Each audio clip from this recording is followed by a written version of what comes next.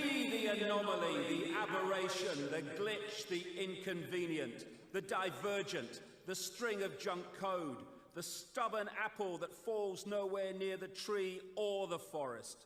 Be the fool, the bonehead, the idiot in the room. Let them shake their groupthink heads at you. Let them be ashamed of you, embarrassed of you, pissed off at you. They will call you names, and you must let them. Let them jeer, let them point, let them laugh. Be resistant to their mockery. Be the fodder for their jokes. Be a magnificent failure in their eyes. A tiger does not lose sleep over the opinion of sheep. Go ahead, be the scar tissue of their worldview, their normality. They will loathe you. They will fear you. They'll wish they were you. Ladies and gentlemen, David Icke. Thank you. Whoa! Thank you. Thank you. Thank you. Hey. Thank you very much. Thank you. Whoa! Thank you. Thank you very much. Thank you.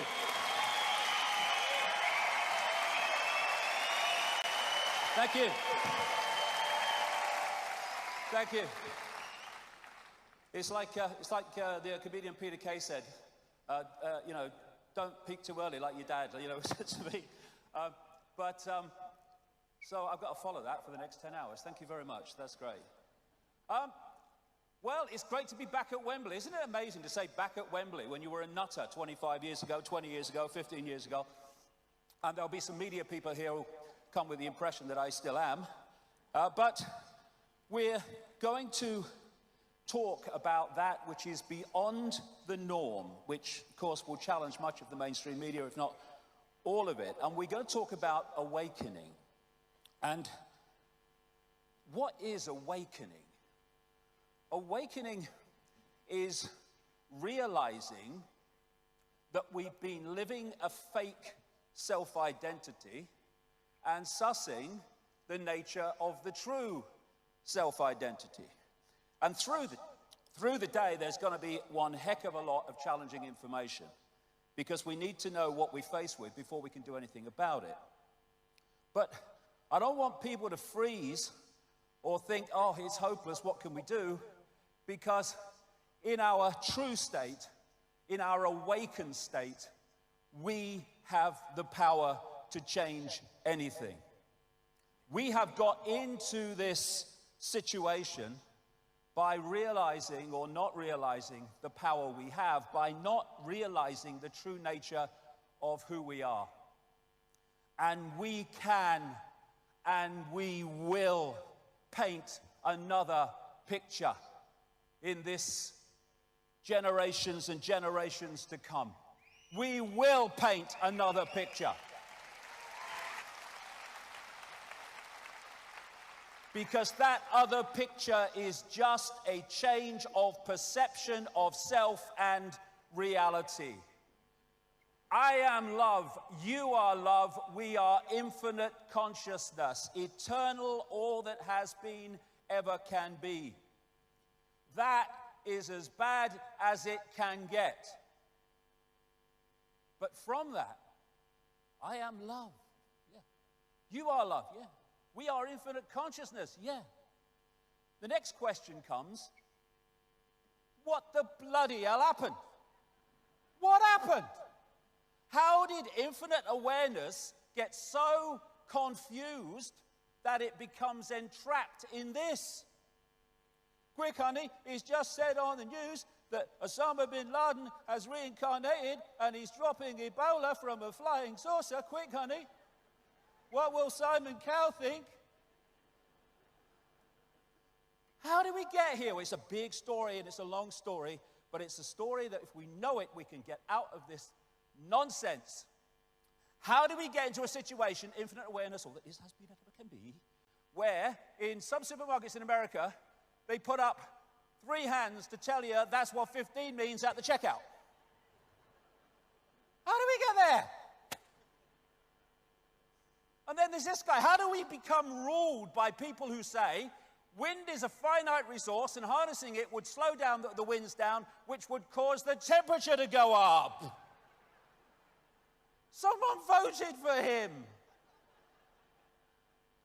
And then we have a president of the United States, for which it would be you're quite right to say, I would challenge you to a battle of wits, but I see you are unarmed. I mean, I get the feeling in me water that there's something not quite right here, that this can happen. What's gone on?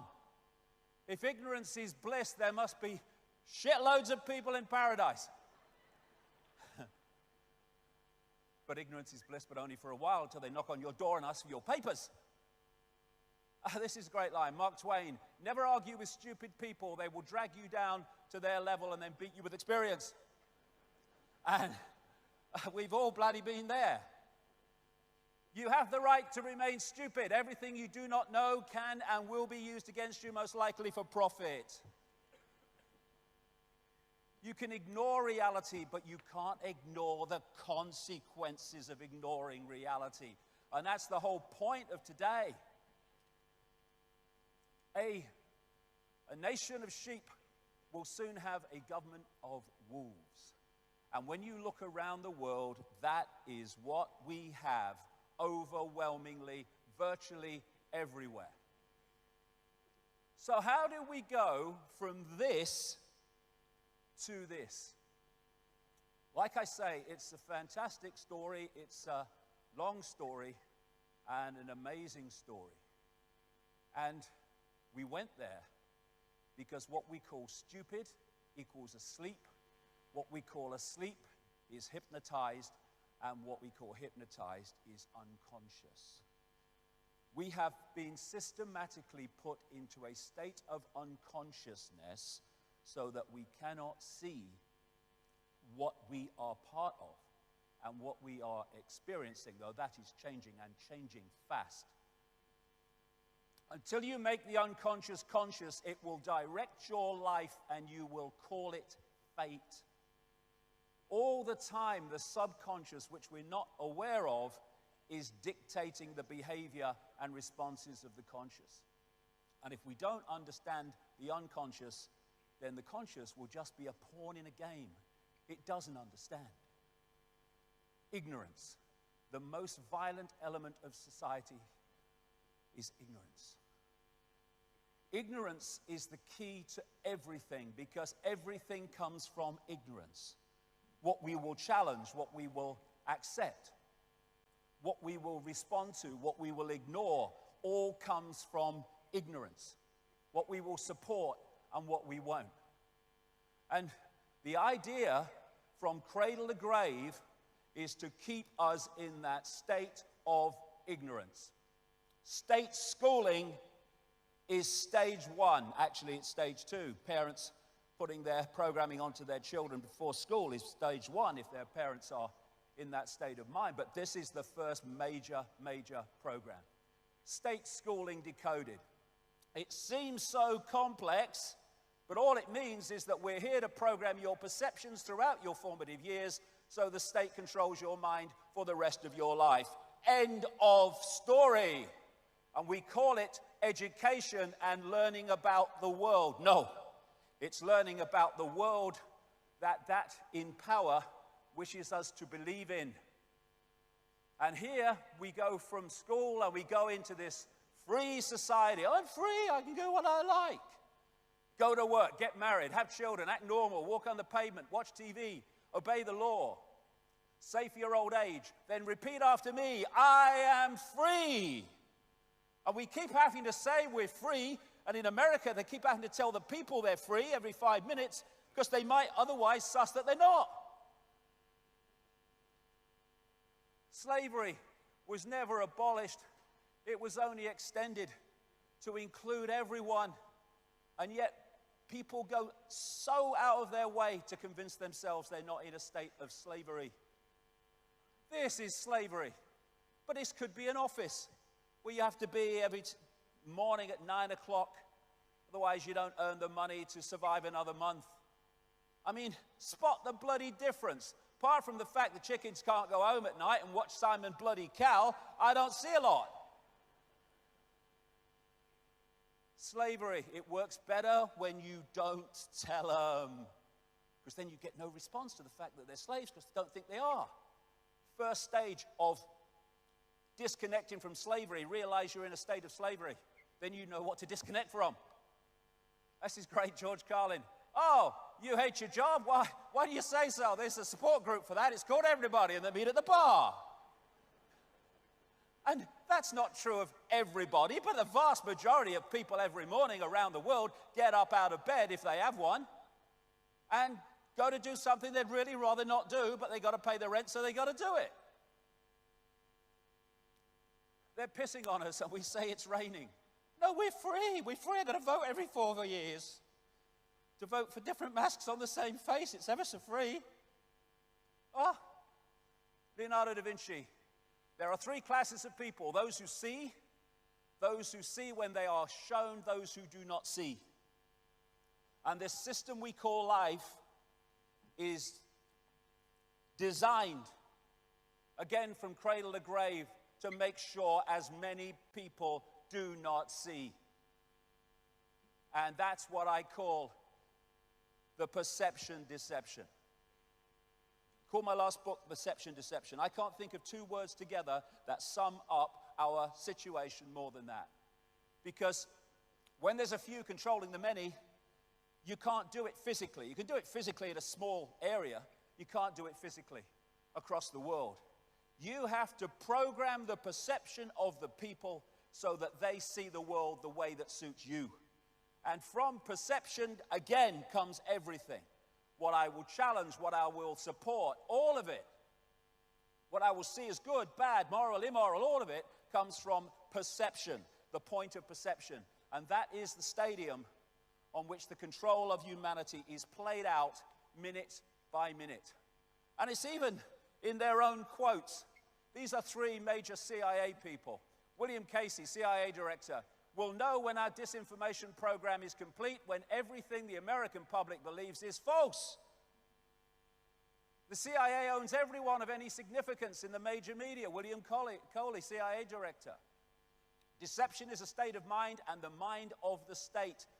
James Angleton, infamous CIA operative. It's all a mind game. And if we don't fall for it, we don't fall into the trap of seeing that we are slaves while thinking we're free. And here he is, the personification of frickin' evil. Decade after decade after decade after decade. If he went to jail for his crimes against humanity, A, they would have to throw the key mid-Atlantic, not worth keeping it, and he would have to reincarnate many times to complete the frickin' sentence. It's not a matter of what is true that counts, but what is perceived to be true. Exactly. And if we believe official sources, we are believing what they want to perceive us to be true. And they don't, oh, it's gone off. It'll go on in a minute. They don't call it television programming for nothing. Television programming. Fear Ebola, fear ISIS, fear today, fear tomorrow, fear each other, fear Russia, fear for your kids, fear climate change, fear, fear, fear, fear. Fear everything and then give us your power so we can save you from what we've manipulated you to fear. It's going on day after day after day across the great spectrum of society. It tells you what to wear, what to eat, what to think, what to love, what to fear, who to ridicule, who to condemn. And it makes stupid people famous.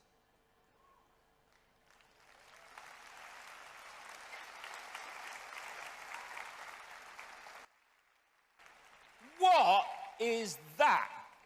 What is it? I mean, what is it? You know, my mother always used to get words wrong. She talked about defective inspectors and snatcher dispel. Satcher dispel for anyone younger than me. And she'd look at that, she'd say, hey, up, Dave, she's twerping. Yes, mother, because she's a frickin' twerp. George Orwell, 1984. Football, beer, and above all gambling filled up the horizon of their minds. To keep them in control was not difficult. And note that, if you watch sport in this country, He wrote that all that time ago. 1948, that book came out. Above all, gambling. The television sport coverage is awash with gambling. Who's that bloke? Ray Winston? Have a bang on that. Nah. I'm a man of the people, me. So lose your money. Nah. God, what bollocks we put up with. Imagine if everyone was this passionate about things that actually matter. What a world we would live in. Ah, jeez. I love football, but Mike, it's a game. They're kicking a bag of wind about. Some very skillfully, some not very skillfully, but it's a bag of frickin' wind. It's a game. They sell us our dreams to keep us asleep. They tell us what success is, so we pursue their version of success, which is more things and more things and more things. You are feeling sleepy.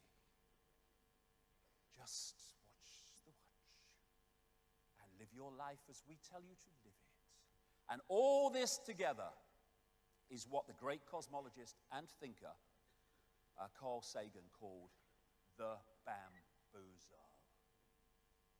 One of the saddest lessons of history is this.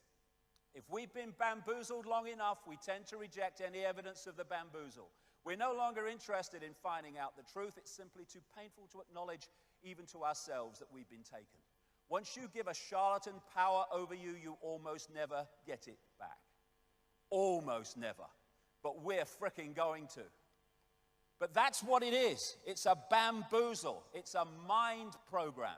And this state of being, this state of denial, is absolutely crucial to it. This is cognitive dissonance. This is a definition of it. Sometimes people hold a core belief that is very strong. When they're presented with evidence that works against that belief, the new evidence cannot be accepted. It would create a feeling that is extremely uncomfortable called cognitive dissonance. And because it is so important to protect the core belief, they will rationalize, ignore, and even deny anything that doesn't fit in with the core belief. And that's why people that stand out and say things that are different to the norm invariably get attacked, ridiculed, condemned, and all the rest of it, because you're challenging so many. Oh my God, how many core beliefs are going to be challenged today? My goodness me, getting the Guinness Book of Records for the days out. Mark Twain, it's easier to fool people than to convince them they have been fooled. Why? Because they don't, understandably, want to realize they've been fooled. But it's a wonderful thing to realize you've been fooled. It's a great gift, because from that point you will not be fooled any longer. It's a wonderful gift. People are embarrassed by it. This is another fundamental aspect of the bamboozle. It's called Stockholm Syndrome, a psychological phenomenon in which hostages express empathy and have positive feelings towards their captors, sometimes to the point of defending them. And this scene from the first Matrix movie captured the Stockholm Syndrome so perfectly. You have to understand, most of these people are not ready to be unplugged, and many of them are so inert, so hopelessly dependent on the system, that they will fight to protect it. And so you have people in uniform who are part of what people term the 99%, actually probably 99.9 if you really get to it, and yet they're defending the 1% or the 0.1% from the rest. As Plato said, ancient Greek philosopher, those who are able to see beyond the shadows and lies of their culture will never be understood, let alone believed by the masses, because the program is so strong. But we are starting to break it up. And so throughout history, the lights have been destroyed and dismissed with by the candles, all the way through history.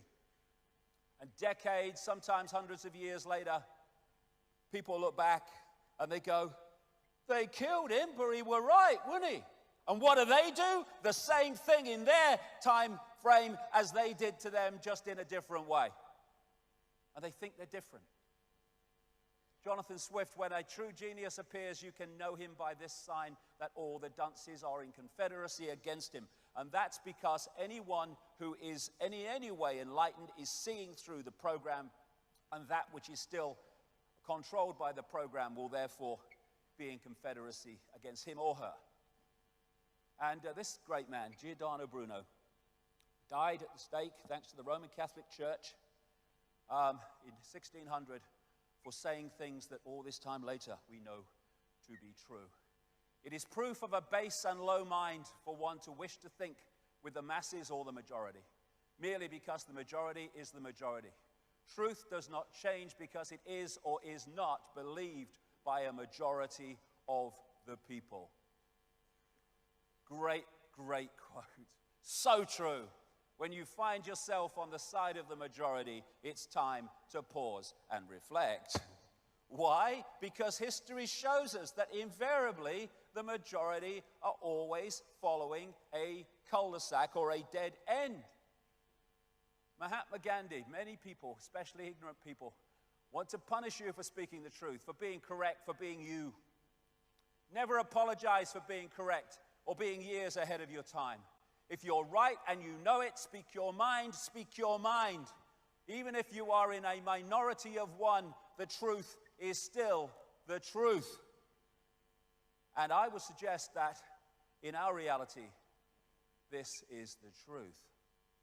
We live in a freaking lunatic asylum, all right?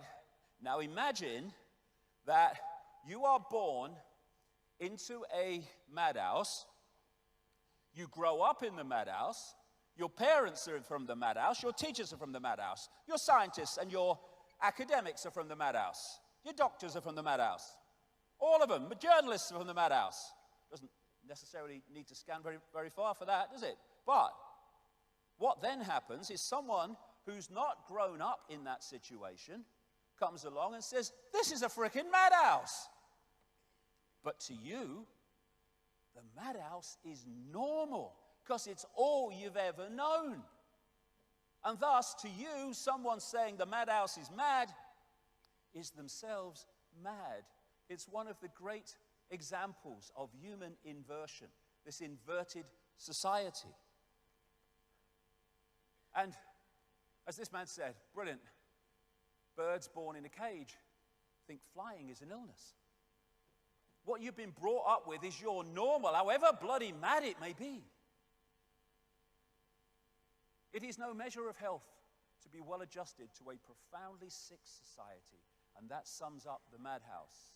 That sums up the madhouse. People who have become well adjusted to a profoundly sick society to the point where they think it's normal.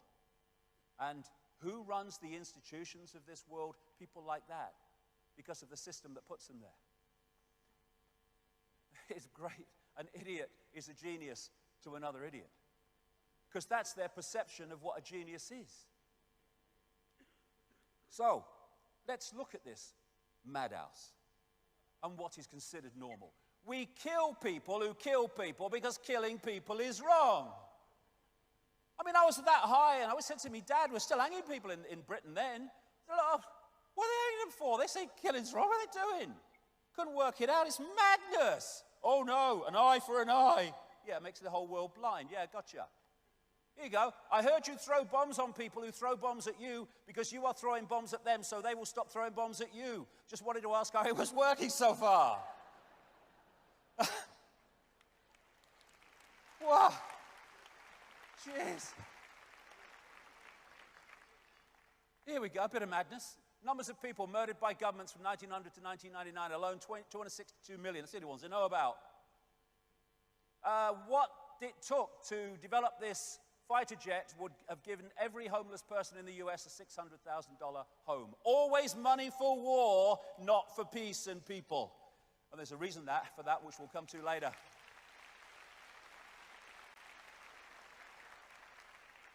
$1,735 billion spent on war in 2012. It would take an estimated $175 billion a year to eradicate poverty. Some say a bit more, but certainly not even close to that.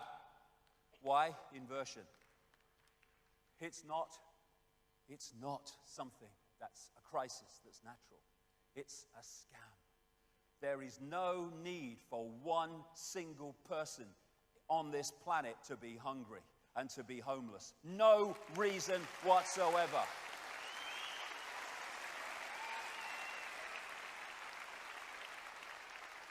It's there because it's made to be there for all the reasons I'm going to explain today.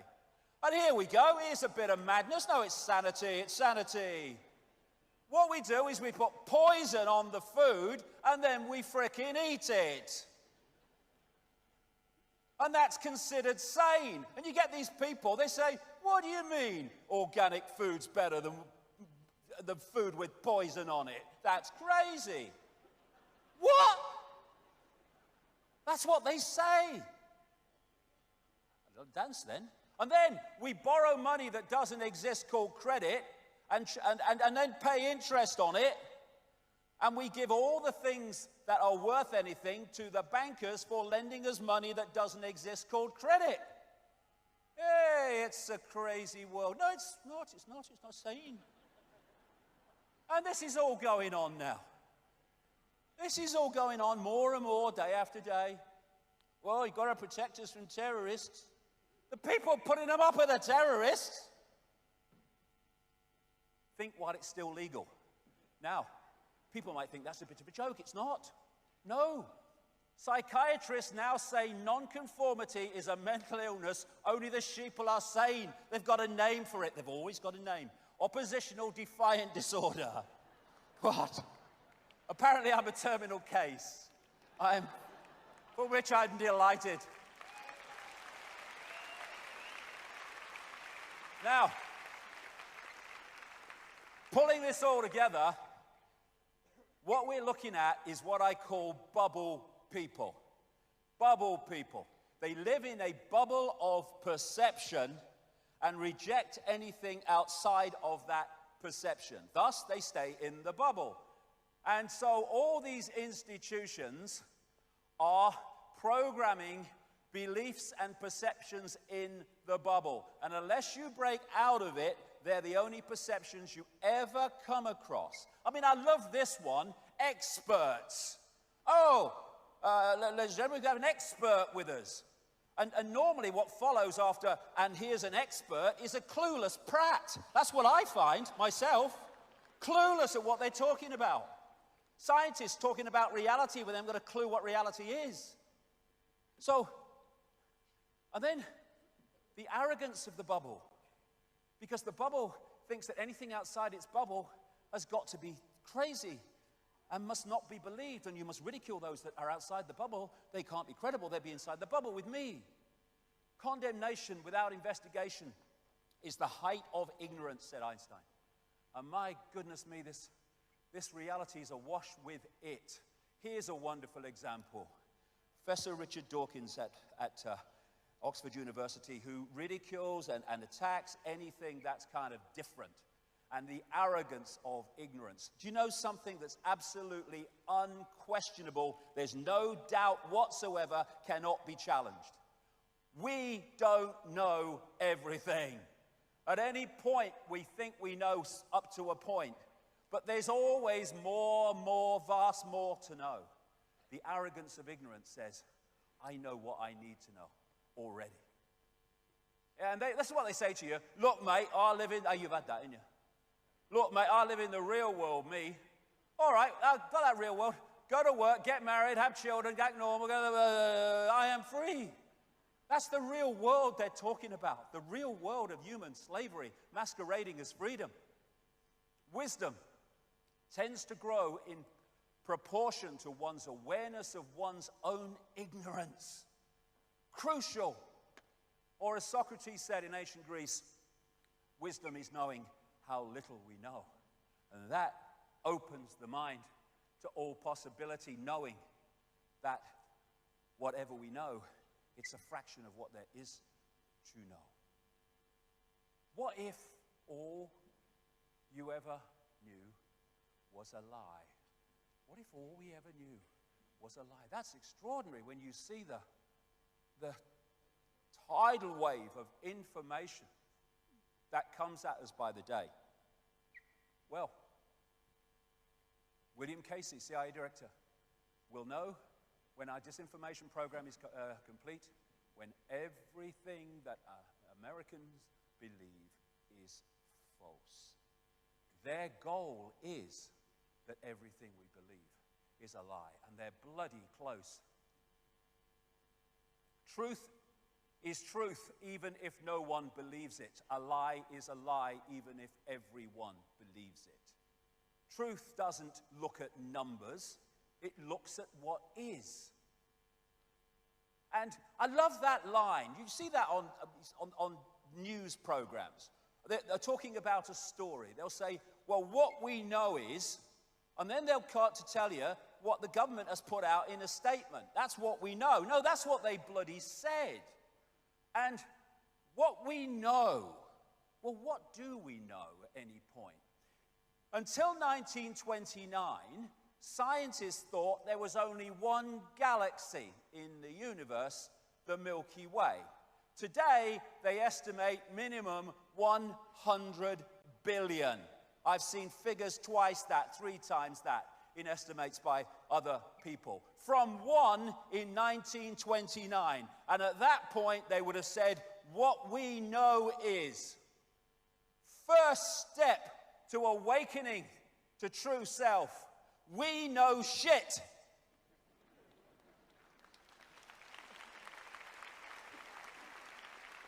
From that starting point, we got a chance of knowing more than shit. Re-examine all you have been told. Dismiss what insults your soul, and that includes every word I say today if it insults your soul. Emancipate yourselves from mental slavery. I love the way he sings that, Bob Marley. None but ourselves can free our minds. So true. It's our mind. Only we can free it. And people think about enlightenment as it's some kind of, trotting down country lanes with violins and little butterflies flying around with beautiful colors. Actually, it is this, brilliantly set out. Make no mistake about it, enlightenment is a destructive process. Enlightenment is the crumbling away of untruth. It's seeing through the facade of pretense. It's the complete eradication of everything we imagine to be true. Blank sheet of paper, starting again. What goes on that blank sheet of paper has now got to convince me. And I don't care if you got letters after your bloody name or letters before your name. I couldn't give a damn. I'm deciding my sense of reality, not the system. And John Lennon said, the more real you get, the more unreal the world gets. Why? Because the more real, awakened you become, the more you see the madhouse. And it's been going on for centuries. This is Leonardo da Vinci. I awoke only to see that the rest of the world was still asleep. But only when you awaken do you see the world's asleep, because you were asleep with all of them before. This is what we need to transform human reality. We need the end of bloody normal. This is a great line. Normal is getting dressed in clothes that you buy for work and driving through the traffic in a car you're still paying for. In order to get to the job, you need to pay for the clothes and the car and the house you leave vacant all day so you can afford to live in it. Brilliant.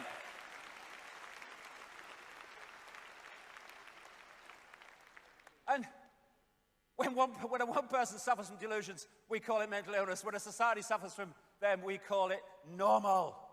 Because who decides normal? That which controls the information within the society. There you go. I've just been called normal. I've never been so insulted.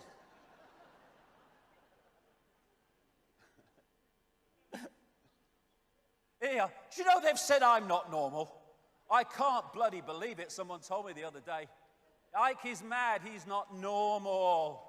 You know my response to that? My response has always been, thank bloody God for that, right?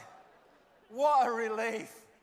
A world that's insane thinks I'm mad, thank you, God. Phew. History shows us that the people who end up changing the world are always nuts until they're right, and then they're geniuses. History is alive with it. As I said in a book years ago, today's mighty oak is just yesterday's nut that held its ground, long enough for perceptions to change. Can you remember who you were before the world told you what you should be. Can any of us remember that? When we're born into a world and from day one we're told who we are, what we should do, what reality is, what we should aspire to, what we should oppose, all of it. Just a program. You know, this is my space. I'll decide what comes into it. And I don't care if you're a parent or a school teacher or a bloody politician, a scientist, an academic. I decide what comes into my space and my reality, not you. And when we do that, we can start to change. If you sense more, there is more. Yes. It's people get stuck in the mode of thinking. And when we feel something, what does it feel? You can say, well, it feels right. It shouldn't, but it does. This is the true self. This is the programmed self. Know the truth by the way it feels. And that's all I can say today. Because my goodness me, there's so much information coming. But know it by how it feels. And let it run, even if you're incredibly skeptical, which you have every right to be. Let it run and let's see the pieces go and then make a decision at the end. But how does it feel? Not how does it perceive from my belief system. Awaken, awaken, awaken. Awaken from the program. And what's the first stage of that? The very first stage. Leonardo da Vinci had it. All great acts of genius began with the same consideration. Do not be constrained by your present reality. Because if we're constrained by a present reality, we're going, yeah, truth, academic school, work, yes, death, I'm out of here now. I'm going round and round and round and round. That's all you can do unless you cease to be constrained by your reality and break out of that circle and look elsewhere. When you can see through the illusion, you are the solution. Because then the illusion ceases to have power over you and your perception of self and reality. Is this real life or is this fantasy?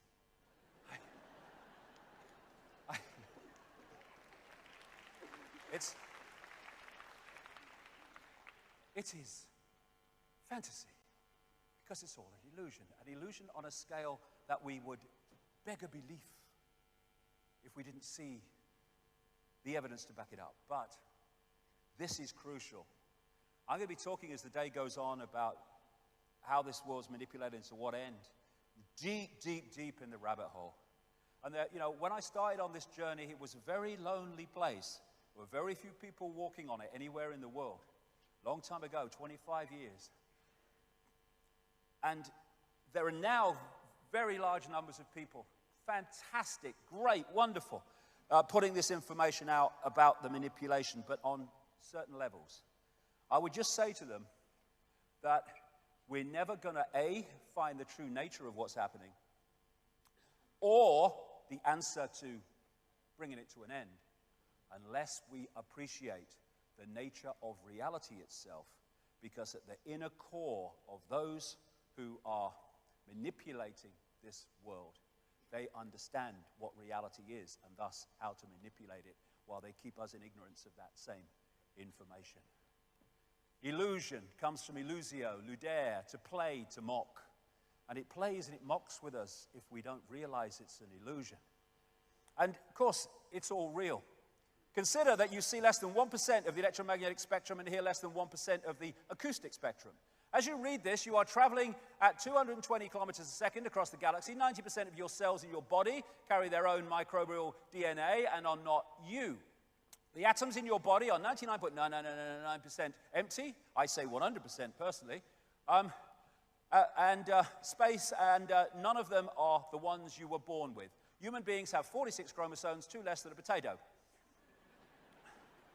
The existence of the rainbow depends on the conical photoreceptors in your eyes. To animals without cones, the rainbows do not exist. So you don't just look at a rainbow, you create it. This is pretty amazing, especially considering that all the beautiful colors you see represent less than 1% of the electromagnetic spectrum. And then there's this. Every second, 11 million sensations crackle along the brain pathways. The brain is confronted with an alarming array of images, sounds, and smells, which it rigorously filters down until it's left with a manageable list of around 40 from 11 million. Thus, 40 sensations per second make up what we perceive as reality. Okay, we have an expert. What we know is shit. Then we can get somewhere. And think on this. All the institutions that run this world and dictate its direction and dictate its sense of reality are all founded on the fact that this world is not an illusion, that it's really bloody solid, and all that quantum physics and the rest of it is irrelevant. And thus, bollocks begets bollocks. That's one of my laws, that. Bollocks begets bollocks. If you hit a piece of glass in the center with a hammer, it doesn't just smack where it hits. It goes off, distortions, inversions in every direction. And if the very basis that you found society on is a fundamental misunderstanding of reality itself, then that flaw, that fundamental flaw, must infest every area of human life. No wonder it's a bloody madhouse. Here you go. The bamboozle, establishment, science, education, media. Just sticking its head up its arse, thinking it knows it all. Reality is merely an illusion, albeit a persistent one. Albert Einstein. And there's a reason why it's persistent. I would suggest, after 25 years of putting this together, we live in a virtual reality universe. And